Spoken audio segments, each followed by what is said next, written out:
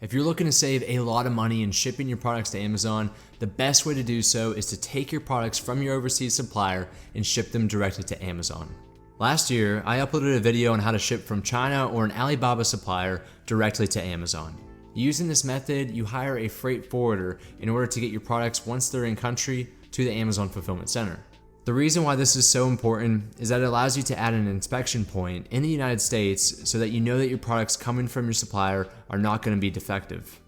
Now, this is a great method, however, it isn't the easiest and it's not the cheapest method that I can offer you guys. So today I want to teach you guys how to actually go ahead and eliminate the freight forwarder and just send your products to Amazon FBA directly from your supplier.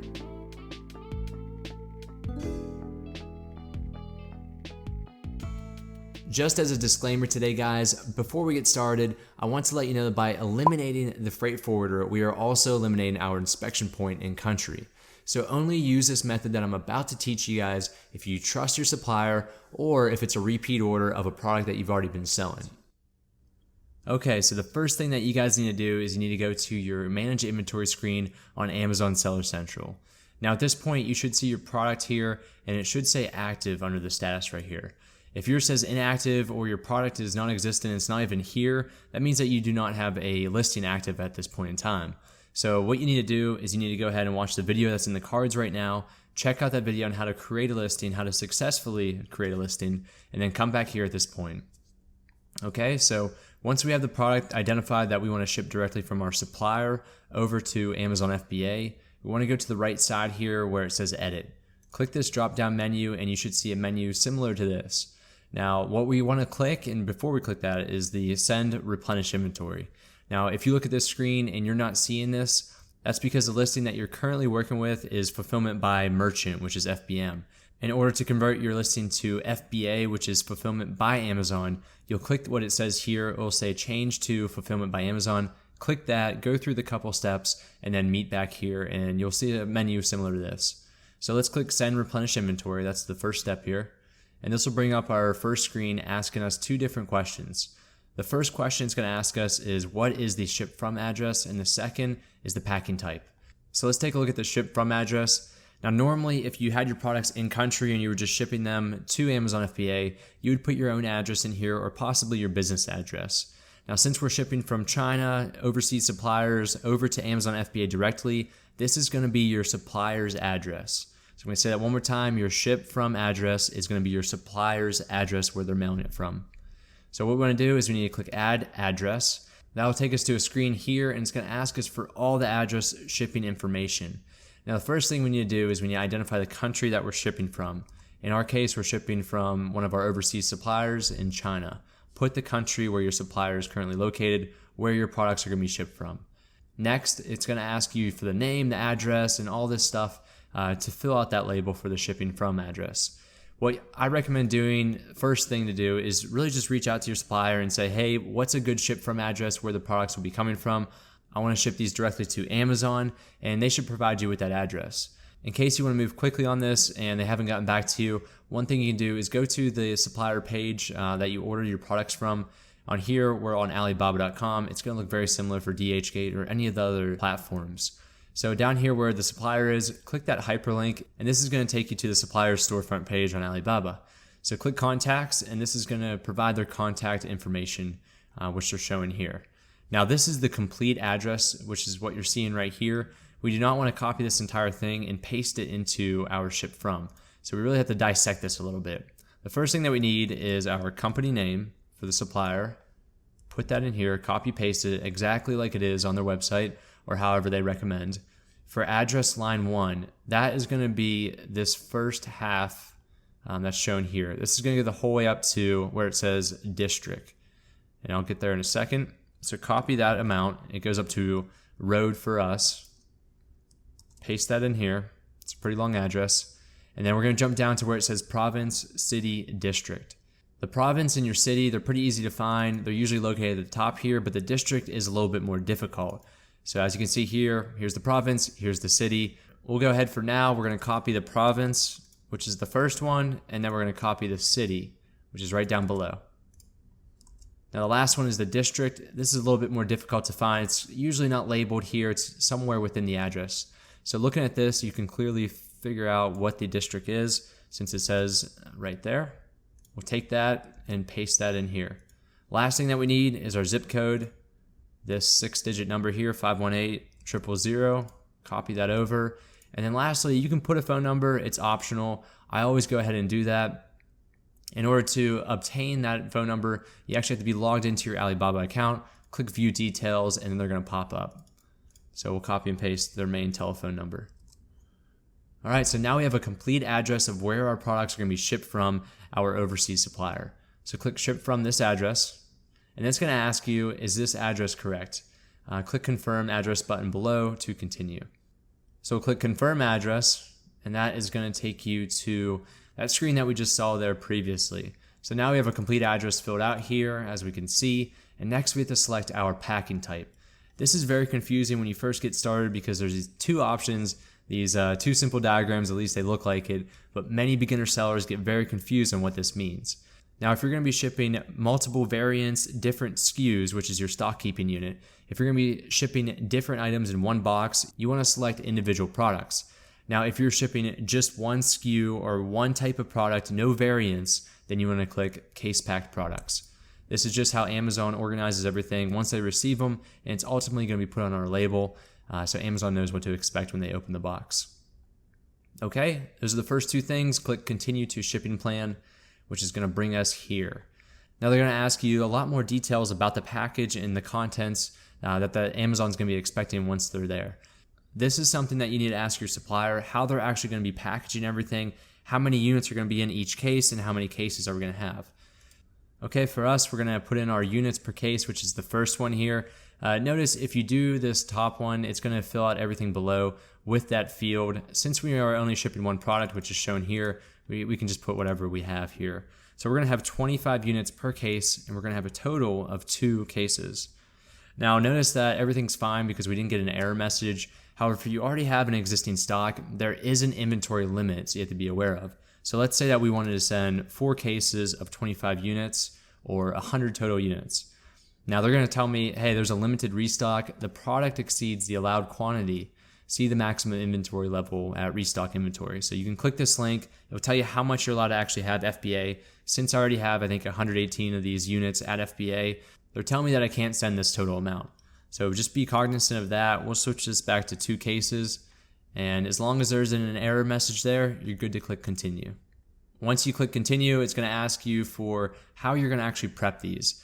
Now, 98% of the time, your supplier is actually going to be prepping everything for you. They're going to put everything into a poly bag or some form of containment for that object or that product. So typically, you don't have to worry about this. What I do is you just go down to merchant, assuming that your supplier is going to do it. You can also pay Amazon to do this, which you could select that, and then you pay them X amount of dollars depending on your category to go ahead, prep everything for you up to their standard.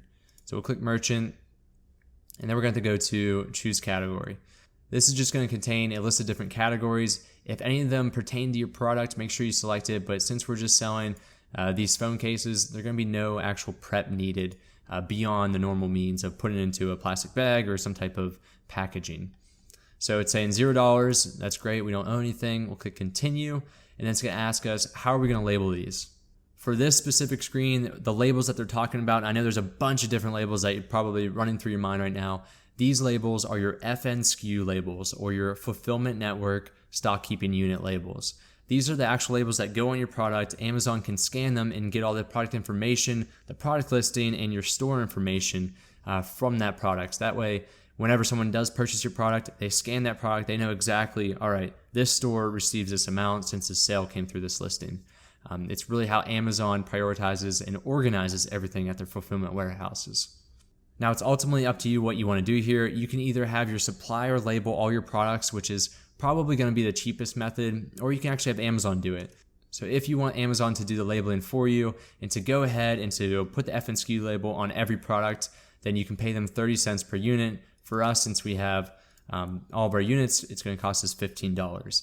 If you want the merchant to do it, which is your supplier, you're going to have to go ahead over here and click print labels for this page. Now it's going to tell you at the bottom here the total labels. Again, you need a label for each one of your products.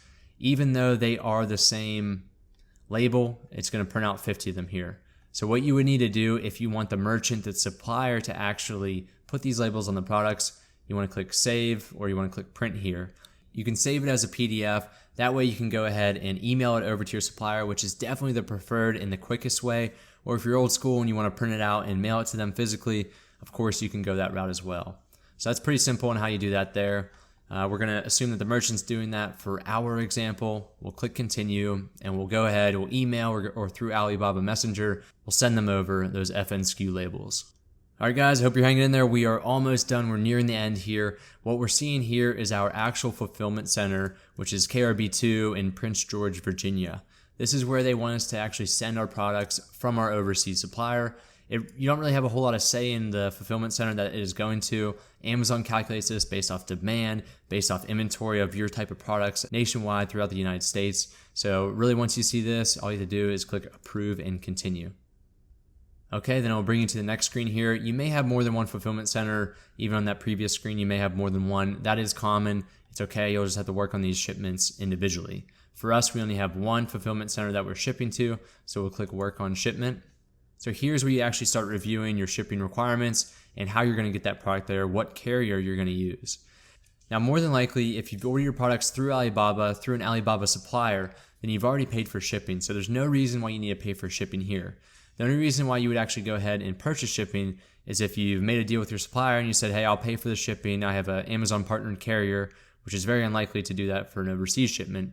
So what you need to do, ask your supplier who the carrier is going to be, and you're going to identify that here.